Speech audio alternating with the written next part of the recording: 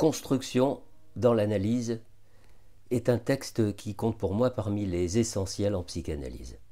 Freud aborde dans cet article la place des constructions dans la cure psychanalytique. Il explique de quelle façon l'analyste doit reconstruire à partir de fragments et d'indices des pans entiers de l'histoire refoulée du patient. Il insiste également sur la différence entre interprétation et construction, distinction qui continue d'interroger, j'y reviendrai dans un instant, ainsi que sur les réactions du patient face à ces propositions. Déjà, il faut noter que cet article n'est pas un écrit de la jeunesse de la psychanalyse. Freud l'a rédigé en 1937, soit 2 ans avant sa mort. C'est donc un article dont la matière a été travaillée, qui a mûri au fil de l'évolution de la pensée freudienne. C'est un article qui relève de la synthèse et qui annonce l'arrivée d'un autre texte de synthèse, demeuré inachevé celui-là, l'abrégé de psychanalyse. Texte de synthèse donc que ces constructions, alors même que le sujet traverse pour ainsi dire toute l'œuvre freudienne. Il traverse l'œuvre mais habillé d'appellations très diverses. C'est ainsi qu'au fil des pages, nous rencontrons les notions d'élaboration, de perlaboration, de formation, de déformation. Notion de déformation, je le précise, qui acquiert ses lettres de noblesse en tant que mécanisme majeur dans l'ouvrage L'interprétation des rêves. Alors, de quoi s'agit-il vraiment? Qu'est-ce que c'est la construction telle qu'envisagée dans l'article? Eh bien, ça désigne l'élaboration qui est faite par le psychanalyste et qui vise à retrouver ce que le sujet a oublié, ce dont il ne peut pas se souvenir. Dès l'introduction de l'article, Freud répond à une critique courante que vous connaissez, je suppose. Critique selon laquelle la psychanalyse serait fondée sur un biais, à savoir que, quelle que soit la réaction du patient, l'analyste aurait toujours raison. Le patient accepte une interprétation, c'est une preuve de sa validité. Le patient refuse l'interprétation, c'est une preuve de sa résistance. Alors Freud démontre que si la critique peut être séduisante, elle ne reflète absolument pas le mode de fonctionnement de l'analyse. Il explique la façon dont l'analyste évalue la validité de ces constructions, non pas sur un simple oui ou non de la part du patient, mais sur une accumulation d'indices et de confirmations indirectes. Si le but de la psychanalyse est de retrouver des souvenirs refoulés, alors le travail vise à aider le patient à lever ces refoulements et à les remplacer par des réactions plus adaptées. Le problème, c'est que les souvenirs traumatiques et refoulés sont oubliés ou déformés, et le patient n'en a souvent aucune conscience directe.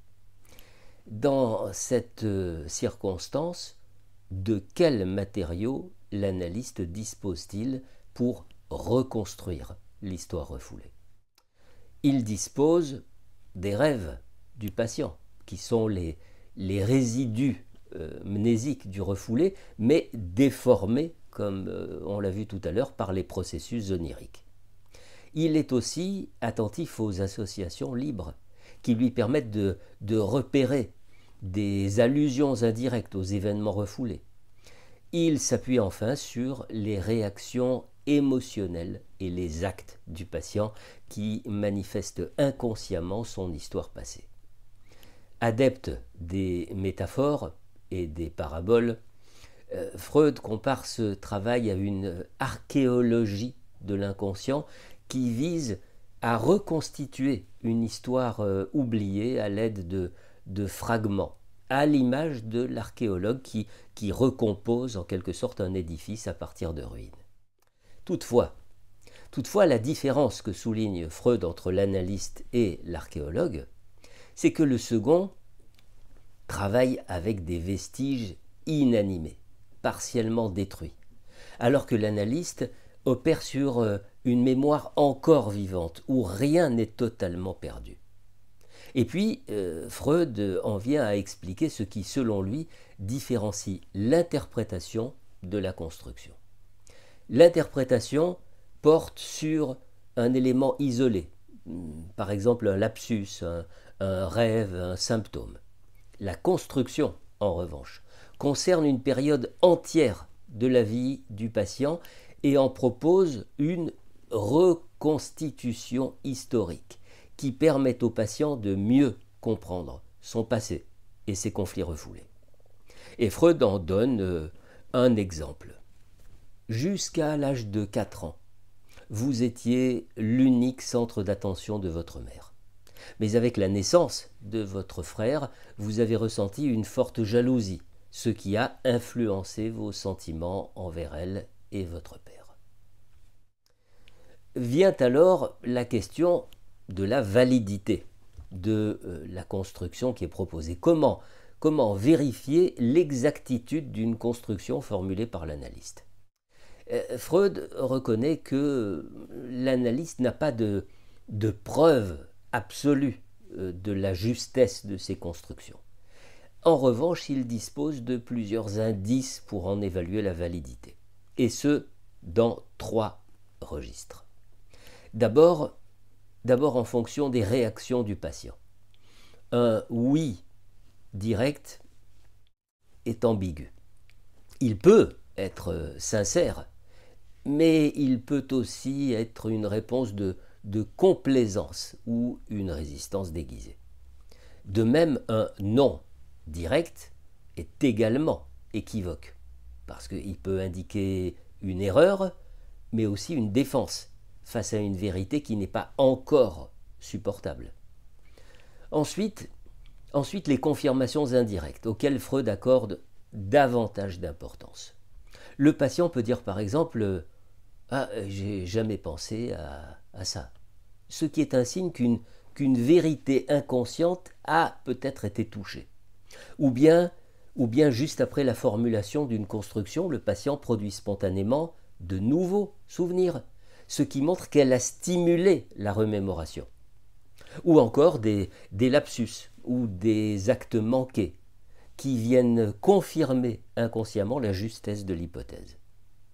Et enfin, troisième registre, troisième source d'indices, une réaction thérapeutique négative. Et Freud note que si une construction est juste, elle peut parfois provoquer une aggravation des symptômes.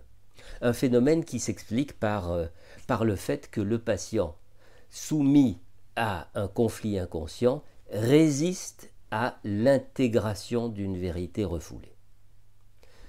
Ensuite, pour ce qui est de la nécessité de recourir à la construction, Freud observe que certains patients ne retrouvent jamais directement les souvenirs refoulés et que lorsqu'une construction est pertinente, elle peut avoir exactement le même effet thérapeutique qu'un souvenir retrouvé.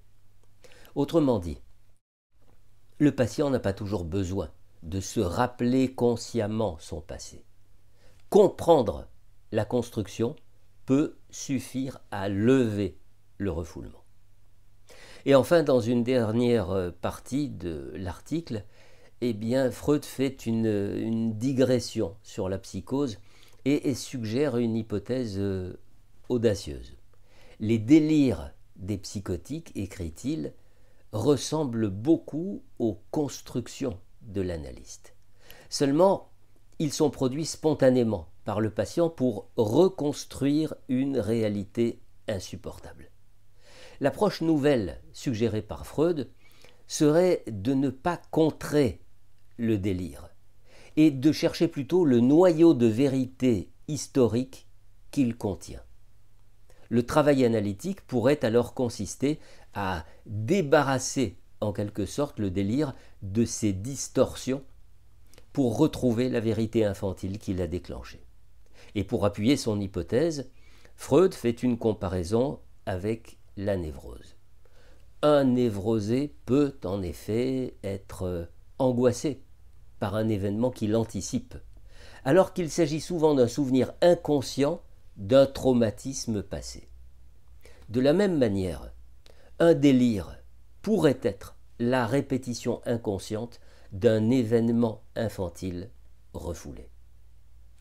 Dans cet article consacré aux constructions dans l'analyse, Freud pose donc un cadre théorique essentiel, notamment dans la manière d'aborder le passé refoulé et les résistances des patients. Il met en avant le rôle actif de l'analyste, ainsi que le fait de ne surtout pas imposer une construction, mais de la voir validée progressivement par l'évolution du patient.